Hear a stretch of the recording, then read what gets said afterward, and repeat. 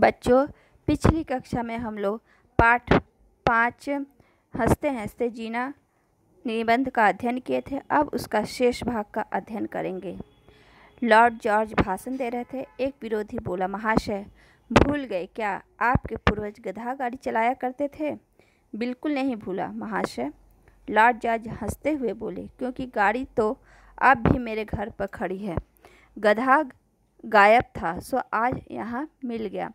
Lord George कहीं भाषण दे रहे थे और एक विरोधी से बोले, महाशय, क्या भूल गए आपके पूर्वज बड़े बूढ़े गधा गाड़ी चलाया करते थे?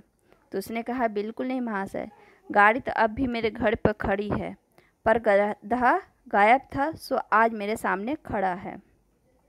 वह किस्सा तो आपने सुना ही होगा कि जो प्रसिद्ध व्यक्ति और प्रतिद्वंदी कीचड़ से भरे सड़क के किनारे की सकड़ी पगडंडी पर आमने सामने से आ रहे थे। एक पास आकर गुर्राया, मैं दुर्जन के लिए भी कभी मार्ग नहीं छोड़ता। आपने वह कहानी तो सुना ही होगा। दो प्रसिद्ध व्यक्ति और प्रतिद्वंदी कीचड़ से भरे सड़क के किनारे सकड़ी पगडंडी, जो पतली पैदल चल चल कर जो रास्ता बनती है, आमने सामने से आ रहे थे।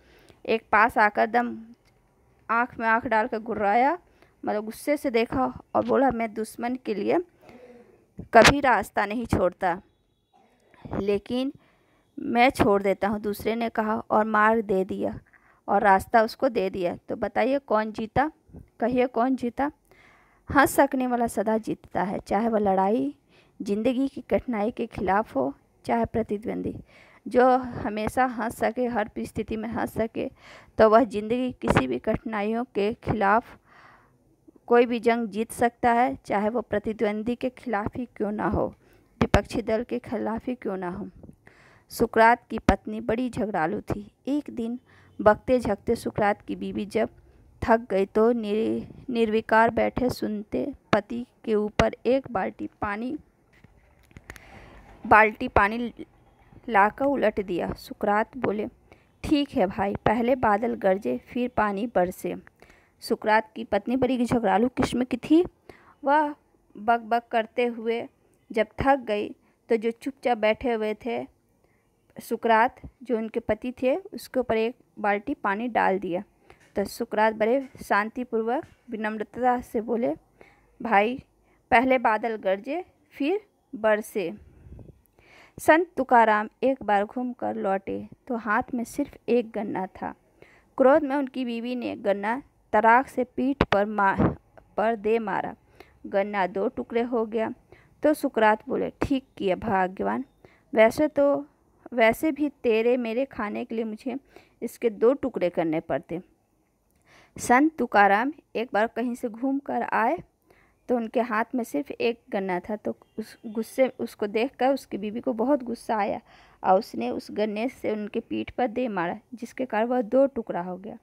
सुकरात फिर शांतिपूर्वक शांति से बोले, ठीक क्या, क्योंकि हम लोग को खाने के लिए से 2 टुकड़े मुझे करने पड़ते और तुमने यह काम आसान कर दिया। इस पर यह झगड़ा शांत हो गया और भी मुस्कुरा दी होगी। आचार्य क्षिति मोहन सेन एक बार देर रात गए घर लौटे तो पत्नी को क्रोध में भरा पाया। जब पत्नी ने खाना लाकर रखा तो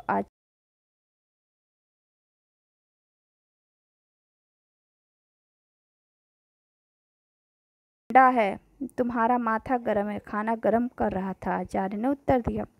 आचार्य कहीं से घूमकर आए तो पत्नी को गुस्सा में पाया तो और जब वो खाना कुछ बड़बड़ाती हुई लेकर आई गुस्से में, तब उसने क्या किया, थाली को उठाकर उनके सिर पर रख दिया। जब पत्नी ने पूछा, क्या कर रहे थे तुम?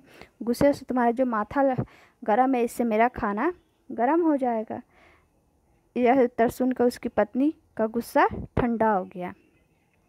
एक सज्जन किसी मसले पर पंडित नेहरू से उलझ रहे थे। किसी बात पर बहस हो रही थी। अपनी बात मनवाने के लिए अंत में खींचकर बोले, पंडित जी, आप भूल रहे हैं कि हर मसले के 2 पहलू होते हैं। अपनी बात मनवाने के लिए गुस्से से बोला कि हर सिक्के के 2 पहलू होते हैं, एक अच्छा या बुरा, तो आप शायद इसलिए गलत पहलू पर अड़े हुए हैं। नेहरू जी ने कहा और बात हंसी में समाप्त हो गई। मालवीय जी को एक नवाब से दान में जूता मिला। वे उसे काशी में नीलाम करने को तैयार हो गया तब नवाब उद्यत हो गया मतलब तैयार हो गया, तब नवाब साहब ने कई हजार देकर अपना जूता वापस लिया।